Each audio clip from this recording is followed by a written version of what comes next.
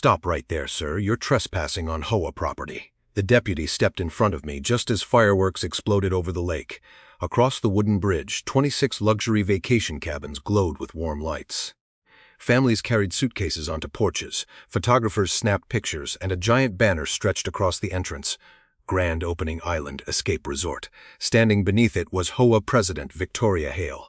Smiling like she'd just conquered the world. She spotted me, folded her arms, and spoke loudly enough for the crowd to hear. "You're too late, Mr. Brooks. You ignored this island for years. It's worth something now because of us." A few people laughed. One reporter raised his camera. Another whispered, "So that's the old owner?" Victoria took another step toward me. "You should have sold it when I offered. Now it's community property." I looked past her at the cabins, 26 of them. Every roof was finished. Every guest had checked in. Every investor believed they'd made a fortune. Exactly as I'd hoped. I didn't argue. I didn't tell the deputy he was standing on my family's land. Instead, I opened the worn leather briefcase my grandfather had carried before me and pulled out a single yellowed deed.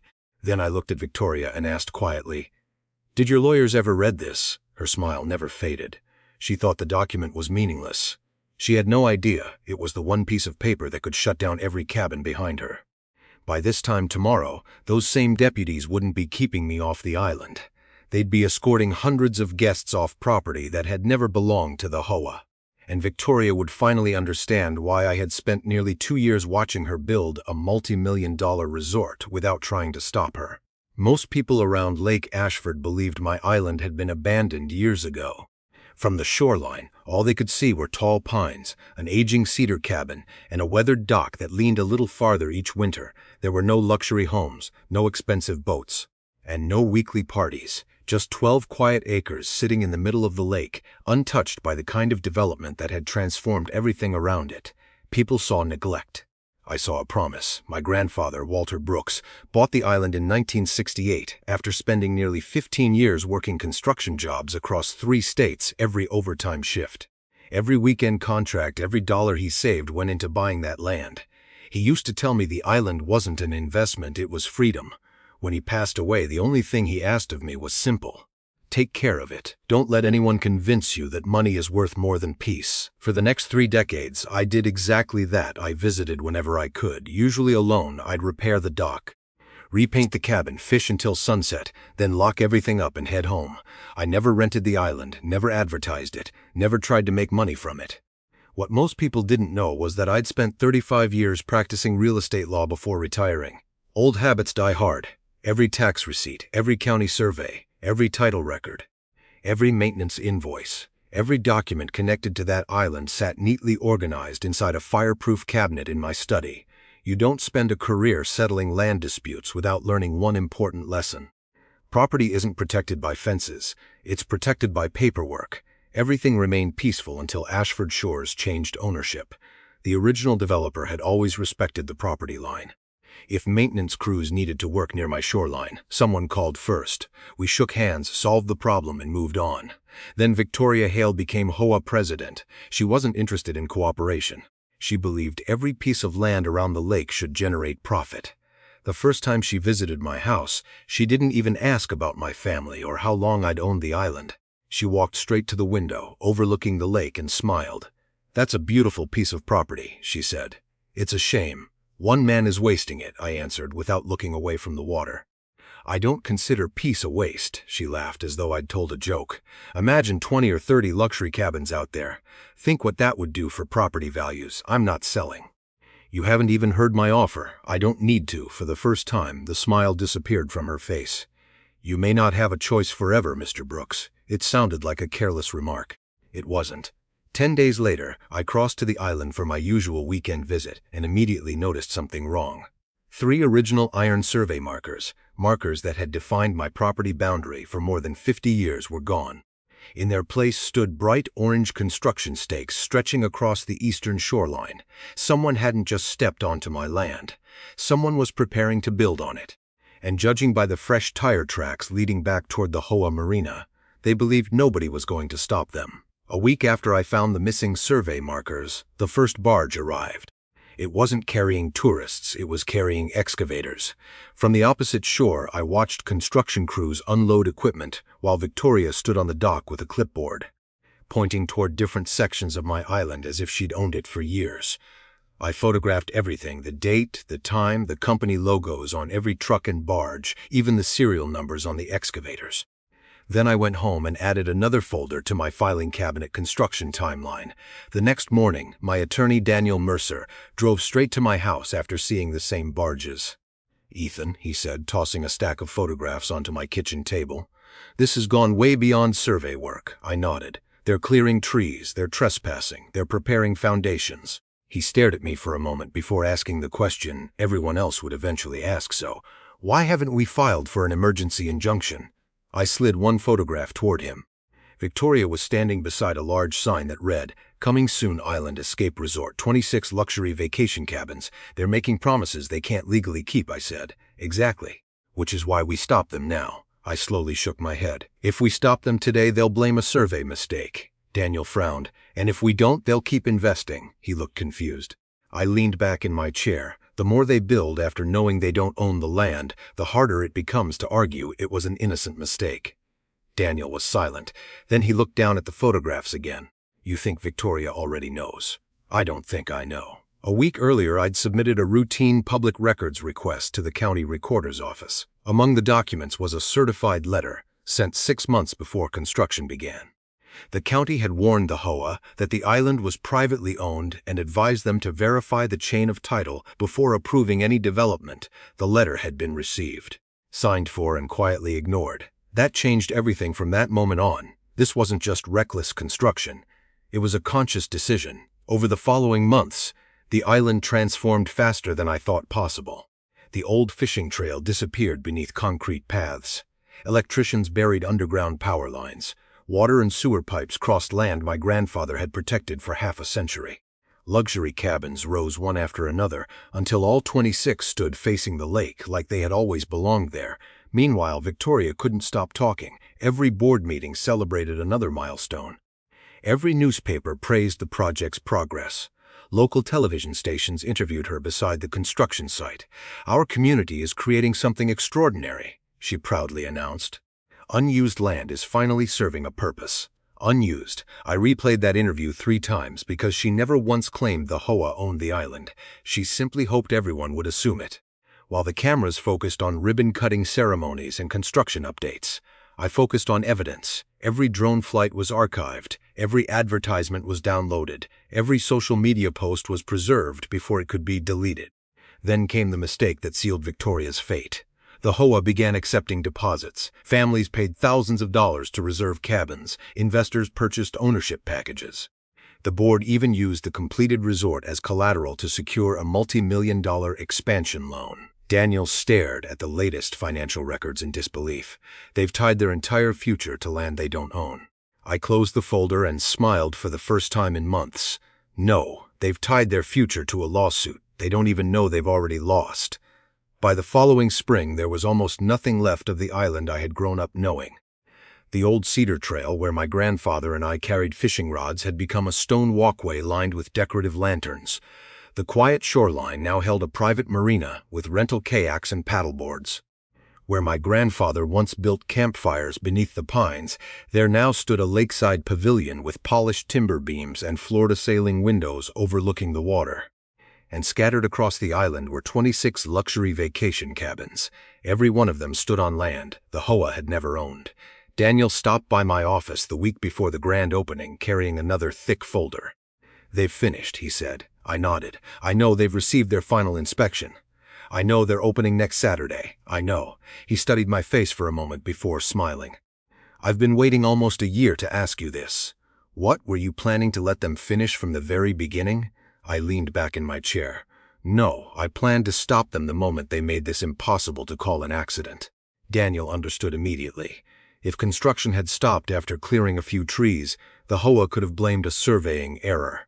If they'd poured a single foundation, they might have argued they acted in good faith. But 26 completed cabins, a luxury resort, millions of dollars in investments, hundreds of paid reservations, that wasn't a mistake. That was a deliberate business built on someone else's property.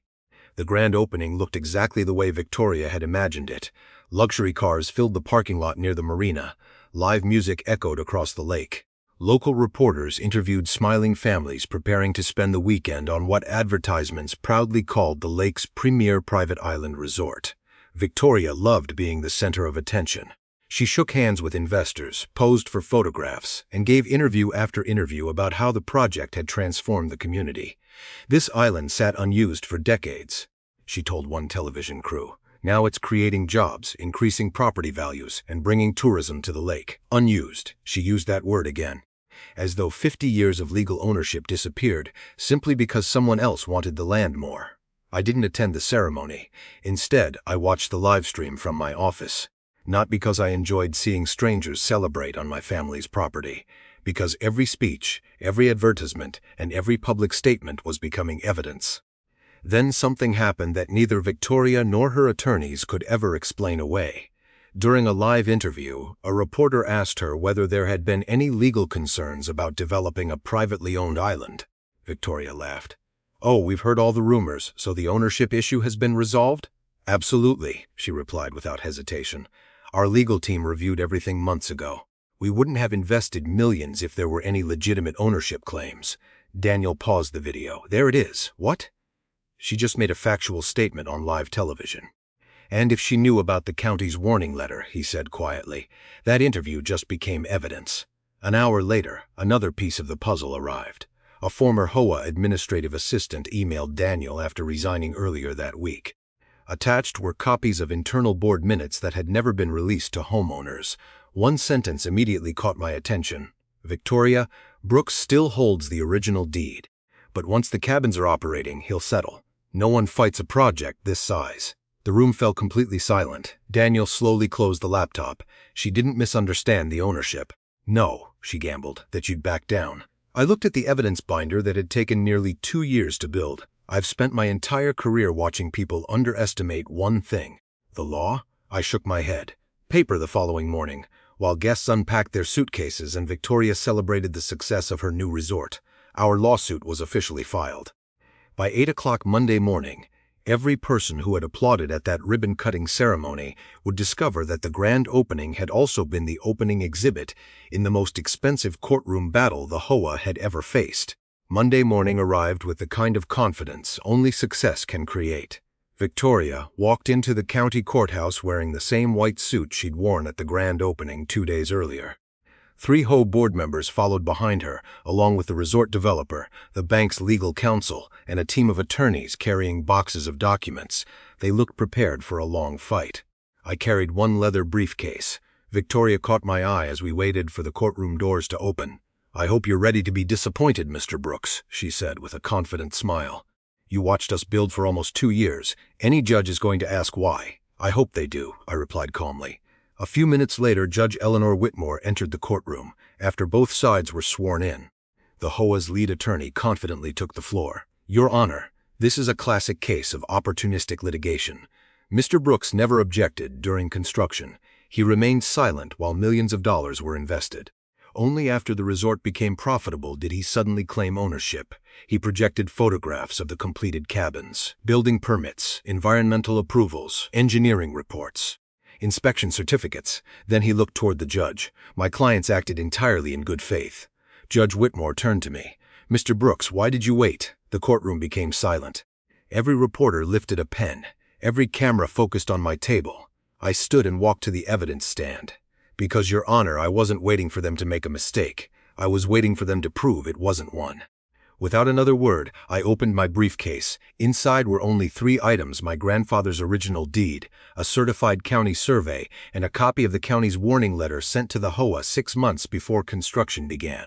Judge Whitmore examined the deed first.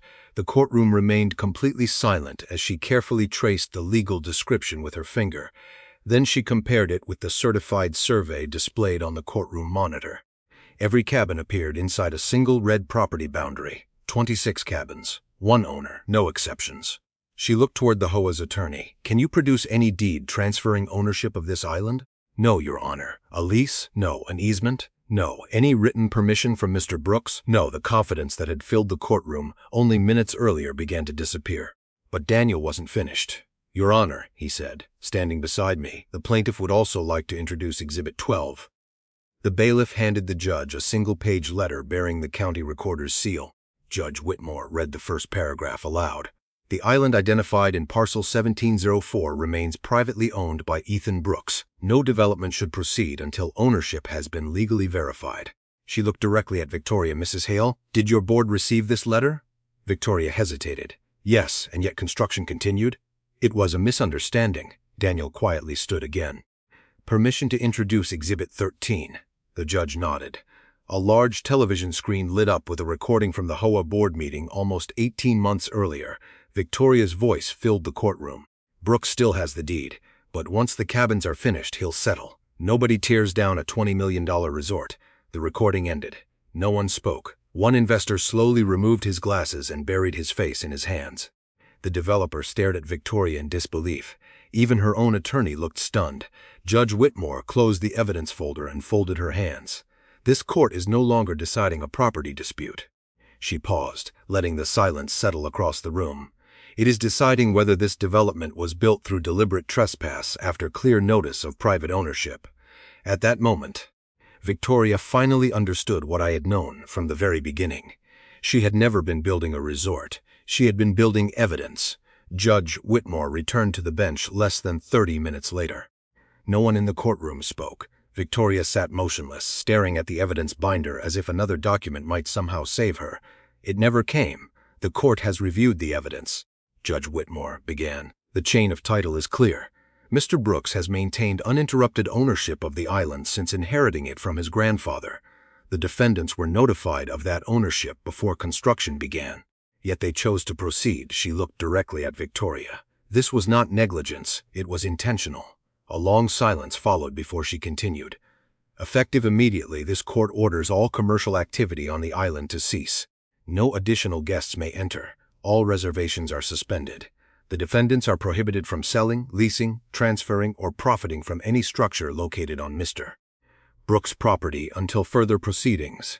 Victoria's shoulders dropped. For the first time since I had met her, she looked less like the president of a powerful HOA and more like someone who had finally run out of excuses. Less than 2 hours later, sheriff's deputies arrived at the resort.